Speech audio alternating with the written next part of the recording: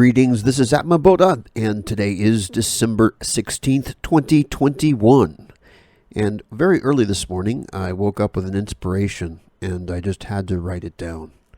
And I felt it was so inspiring that I must share it with you right now. It's titled, After Enlightenment, You Engage More Deeply with the World. And I'm just going to read it to you. Alchemy is when you transmute the ordinariness of you into the extraordinariness of you, with a capital Y. But what happens after you have already done that? Why you take on the world? In full respect, of course. Having proven to yourself the effectiveness of your mastery for an audience of one, yourself, the natural next step is the audience of all. Having nothing left to prove to yourself, your life becomes a stage. You realize that your words and your actions are not about you, but for them. There is no them, the non-dualist would say, and they would be right. From that perspective, the ultimate act of selfishness is to live your life for others. This is the fullest act, and why all the world's a stage. This dance with the external happens because the internal is transmuted. The spiral outward has begun. No longer is your life measured by your happy days, but by the number of lives you touch. While before the score could reach 365, now that number is uncapped to the exponential. Whereas before you were singular, your trajectory multiplies the essence of who you are into billions and beyond. Billions of dollars, you ask? Of course not. Billions of souls. The wealthy obsess over mere money, while true wealth exists in the hearts and minds of the people. Unbounded by boundaries and united by spirit, they are everything. Without them, your life is as small as your fragile ego. With them, you have a future for the world that can exceed the imagination of what you thought heaven could be. Every day becomes the possibility that exceeded what yesterday offered. Their souls uplifted, the celebration begins. A party so vast that only the people of everywhere can be cast in it. Each individual being the blossoming flower, emitting the unique fragrance that creates the symphonic bouquet of human purpose and meaning.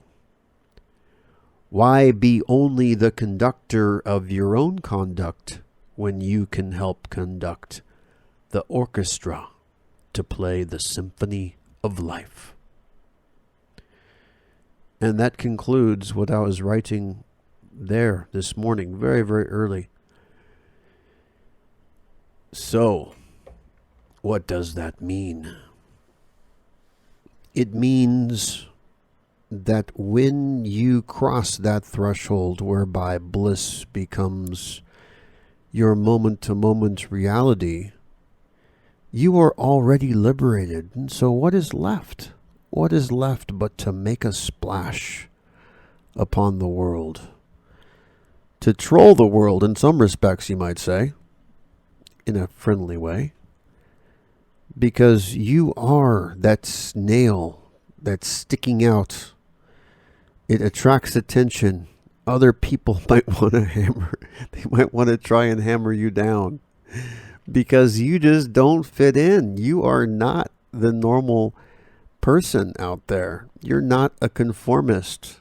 You are radiating. You are being. You are a force of nature, existing not to submit, not to surrender, but to ripple outwards, to spiral outwards, to influence and impact the world and not let the world impact you. You become the source of inspiration and awakening. You are not reacting.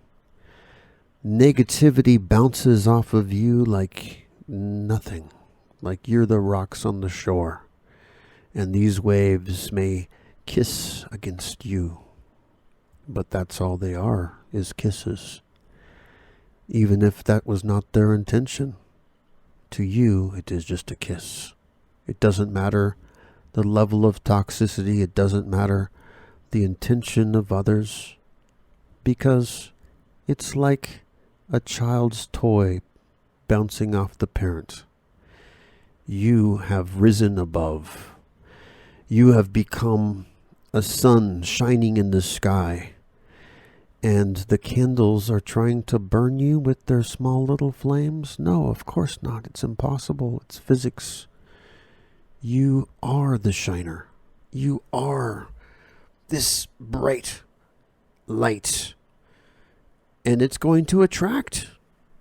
And that is part of the amusement of life, the play and the adventure. Because no matter which thing is attracted by you, you're benefiting them by your presence, whether or not they realize it. And it's only the beginning. Things are going to get even more exciting and more playful as life goes on. And also I wanted to touch on something else, because there was a second inspiration.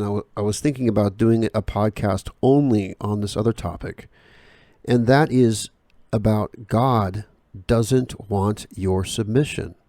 Never submit, never surrender. And I know that kind of goes in the face of what a lot of religious people and even some spiritual people believe. They believe that you need to surrender yourself to a higher power, to surrender your will, to submit yourself before this higher power up in the sky, or however you want to perceive it, whether it's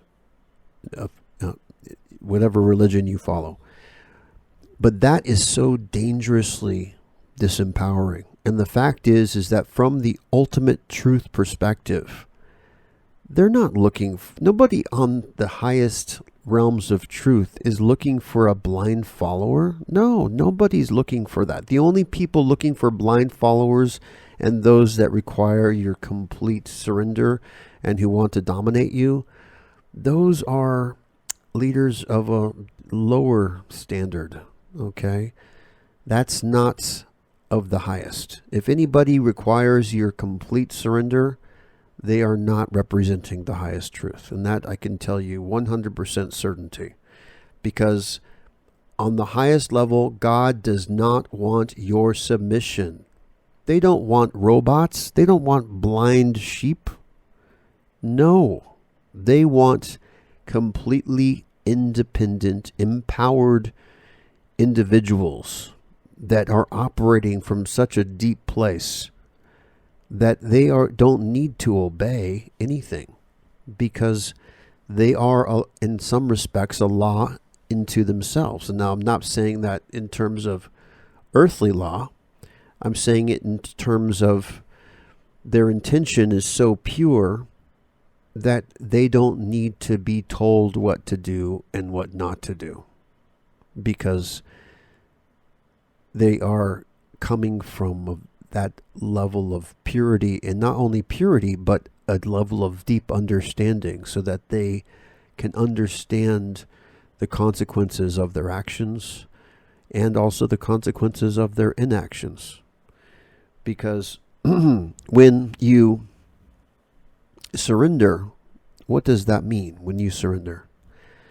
On the ultimate level, if you were to surrender your, say, individuality, that basically means that you would cease seeing yourself as an individual. What does that mean? That means you no longer say I like this, I like that. No, it's like you are starting to see yourself in a third person, and you're putting the power over to the collective, or whatever the collective may be, and you just become a cog in the wheel, and you are letting other forces or other entities control you, and willingly.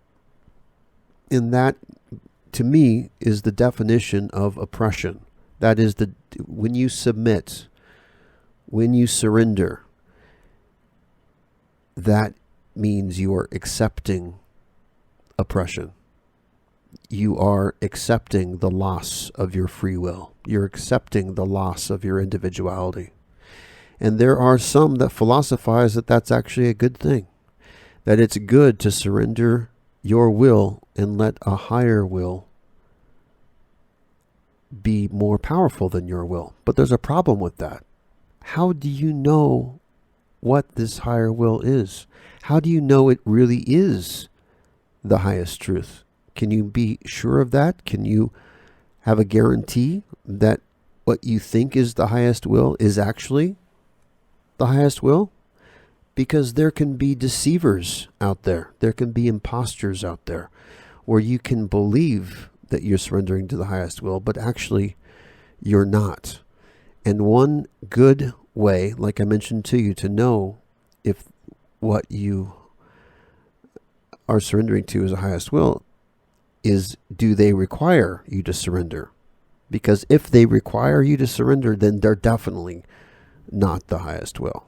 Okay? The highest will does not require submission, does not require surrender.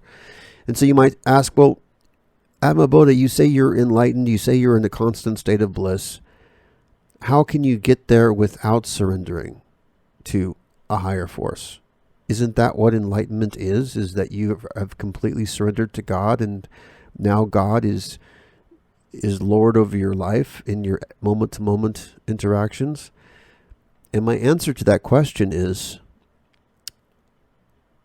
God does not want my surrender. God does not want your surrender. God wants everyone to be empowered individuals. And when you are enlightened, it's not an act of surrender.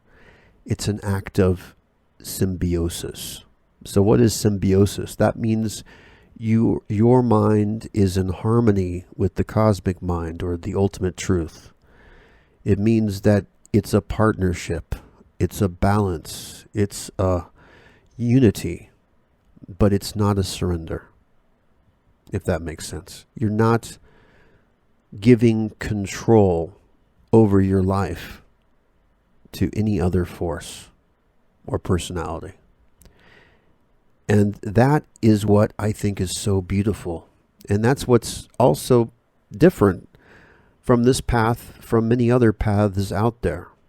As a teacher, I have no interest in controlling people or having followers or having disciples in the traditional sense.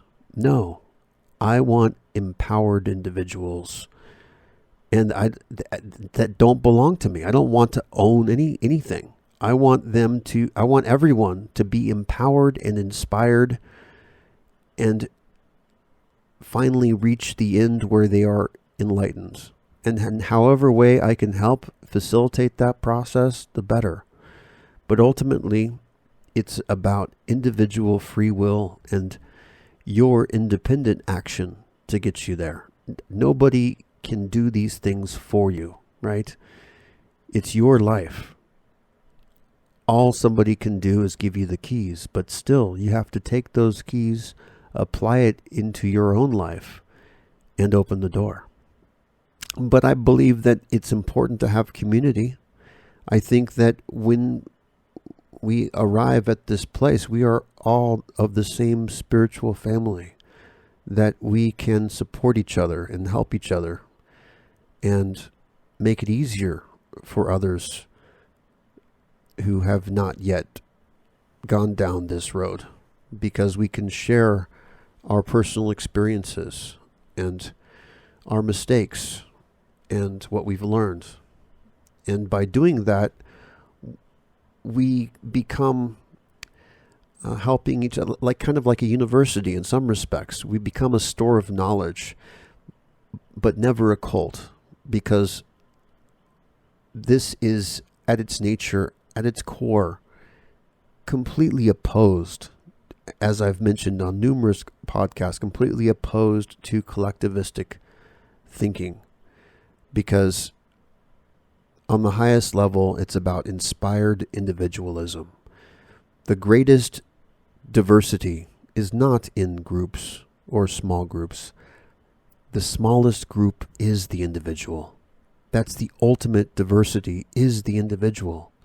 And in fact, pushing people into groups and making them behave as groups, that is oppression, because they are trying to take away your humanity, take away your individuality and your sovereignty, and turn you into some kind of a collectivistic robot, something easily manageable, and something that government seems to be heading in this direction. We're seeing it in Australia with some of the draconian measures happening over there, with people getting arrested just for sitting in a park and not being in their homes, even though they're living in that area. It's like they're a prisoner in their own neighborhoods, and it's kind of sad. And that's not a future that is going to be good. So we should make a stand for this individuality and not let governments treat people like they are not people. And that's the point. And so yeah, in terms of, I totally respect spirituality. Some people, they think they want to surrender to love. And yeah, you can surrender to love. I mean, geez, what's the harm in surrendering to love? That's fine. But when you surrender your will, that's a different story. Because it's your freedom of will is all that's the most important thing that determines who you are as an individual, is having that freedom of will. Without that freedom of will, what are you? You're just another sheep. You're just another face in the crowd. There's nothing to distinguish you from anyone else. And you might have a low self-esteem and think, oh, well, there really isn't anything special about me compared to anybody else. But that's a lie. We are all so special. You are so special. You are awesome. And if you do not think that you're awesome, that just means that you've not looked deeply enough yet, because that is your identity of who you are inside. There's nothing in your life more awesome than you. I am not more awesome than you. I don't see myself as more awesome than you. If I was in your shoes, I would see myself as the most awesome person in the universe. And wouldn't that be great if each person can consider themselves as the most awesome person in the universe? Because what does that mean? That's not an arrogant or egotistical statement. That means because you have this awesomeness inside of you, that same awesomeness is in everyone else. And so the more awesome you realize you are, the more awesome you regard everybody else. Because the most empowering reality is when you regard everyone as awesome. It's when you start creating barriers and thinking that one class of person is more awesome or less awesome than you, then that's when your reality starts to become disempowered. Because that spark of the divine is in all races, is in all sexes, is in everybody. It doesn't matter what culture you're from. Everybody has that potential. And we shouldn't submit that potential to anyone else, because that's not what God wants. God wants you to be an empowered individual. This is Unbounded signing off. Be sure to check out divinity.com. And until tomorrow, you have a fantastic day.